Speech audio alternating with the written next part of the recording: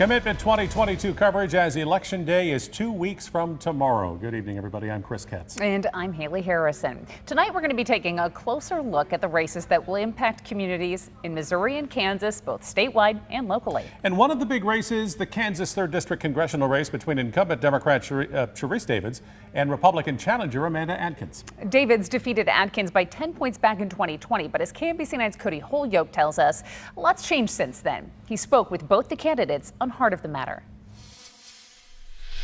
First, a little background, because the Kansas 3rd looks very different this time around. Earlier this year, the Republican-backed state legislature redrew the map, overriding a veto to break up the state's only Democratic-leaning district, splitting Wyandotte County in half. Lawmakers also added more rural Republican-leaning areas in Miami, Franklin, and Anderson counties.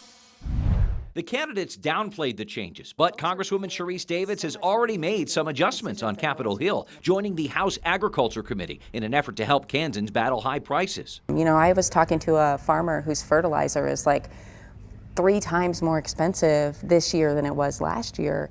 And that makes a huge difference. Well, it's not just that the district is different, the environment is different right now. Challenger Amanda Adkins is working hard to tie Davids to President Biden and trillions of dollars in spending passed by Congress. Adkins, a former advisor to Kansas Governor Sam Brownback, wants less discretionary spending and supports Republican proposals to reduce the deficit. Congress needs to focus on balancing the budget over the long term.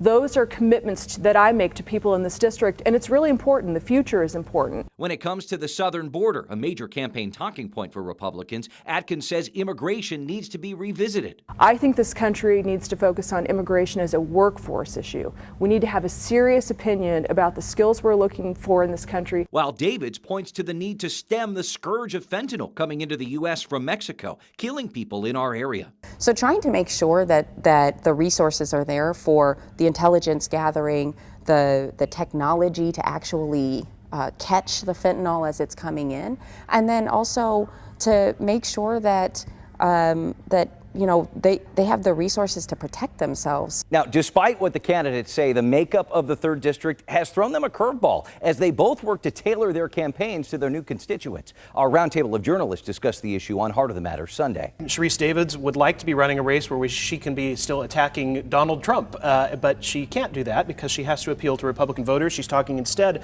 about her placement on the Agriculture Committee. Meanwhile, Amanda Adkins is talking about her support for working women, maybe trying to reach some of those Johnson County voters that she would need. This could be a race to the finish, and we'll be watching every step of the way. For Heart of the Matter, I'm Cody Holyoke, KMBC 9 News. Don't miss Cody's extended interviews with both candidates as he discusses everything from finances to abortion rights. It's all online right now at KMBC.com. Just click on the Heart of the Matter tab. Sharice Davids was elected to represent the 3rd District in 2018. Before taking office, she received her law degree from Cornell, worked as a White House fellow, and served as counsel for tribal governments. Amanda Adkins graduated from KU before working as a legislative aide in the U.S. Senate. She was a vice president for Cerner and also served as chairwoman of the Kansas Republican Party. And many outside groups have invested in this race. They've spent $1.5 million supporting Davids and $2 million in hopes of defeating her in November. $500,000 has been spent supporting Amanda Adkins.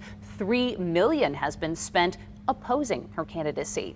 Now, the biggest spenders have been the Congressional Leadership Fund, a Republican super PAC, and the Democratic Congressional Campaign Committee. And our coverage of the 3rd District continues in just 15 minutes. We check the accuracy of David's claim that Adkins wants a national ban on abortion. We are following other House races in our area. In Kansas, the 2nd District congressional race involves Republican incumbent Jake LaTurner of Topeka and Democrat former Navy intelligence officer Patrick Schmidt, who grew up in Johnson County. The Kansas 2nd now covers the part of KCK north of I-70 along with Topeka, northeast Kansas, and obviously a big section of southeast Kansas as well. In Missouri, Republican and former TV anchor Mark Alford is now a heavy favorite to win the 4th District congressional seat, a seat held by Harrisonville Congresswoman Vicky Hartzler before she ran for the Senate. Alford is running against Democrat Jack Truman. In the Missouri 5th District, most mostly Kansas City and Jackson County. Incumbent Democrat Emanuel Cleaver is running for re-election, opposed once again by Republican Jacob Turk. He has beaten Turk in the past. And in the Missouri 6th District, which is all of North Missouri and the Kansas City Northland, Republican incumbent Sam Graves, another heavy favorite for re-election, running this time against Democrat Henry Martin. Democrats have 220 House seats. Republicans have 212. There are 3 vacancies, meaning the GOP would need a net gain of 5 districts to win back the chamber. This is the first general election since the 2020 census, and as a result, 6 states gained seats: Texas, Colorado, Florida, Montana, North Carolina, and Oregon. 7 states lost seats, including California, Illinois, Michigan, New York, Ohio, Pennsylvania, and West Virginia. Missourians will vote on recreational marijuana. The Kansas City Call, one of the area's largest newspapers for the Black community, is urging people to vote no on Amendment 3. KMBC 9's Michael Mahoney has the story. The Call's editorial thinks there are too many variables. Amendment 3 adds a provision in the state constitution that would legalize recreational marijuana. If you're in the privacy of your own home, it should be no different than drinking a 6-pack of beer. The amendment would let people over 21 legally buy it and use it. It could also allow people with certain non-violent marijuana crimes to get out of jail or have their records cleared. But critics say the legislature ought to be doing this. So instead of putting it in the state's constitution, where it will never be fixed or addressed again, they would have an opportunity to fix those issues as we go. There are about 200 dispensaries in Missouri. Amendment 3 would allow 144 more, many small micro licenses intended for disadvantaged parts of the state. Critics say the plan for those micro licenses won't work because there's no method to help them start, and financing a legal marijuana business is very hard. Bank funding, because banks can't fund marijuana-related industries, no access to federal funding, small business administration funding. They would have to be privately funded. Any new entrant into an established market is going to find it difficult. There's no doubt about that. If approved, Missouri would be the 19th state to fully legalize marijuana. Michael Mahoney, KMBC 9 News. A 6% tax rate will apply to recreational marijuana sales. At least 2% will be put into a Veterans Health and Community Reinvestment Fund created by the state treasury. Missouri voters will also select its next U.S. Senator to replace Roy Blunt, who's retiring at the end of the year. Republican State Attorney General Eric Schmitt is running against Democrat Trudy Bush Valentine. Bush Valentine is an heiress of the Bush Beer Company who's also worked as a nurse. She wants to fight the opioid epidemic and improve access to health care.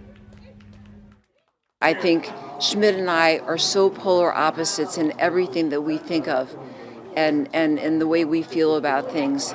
I think I have such a good chance. I think many women will be behind me.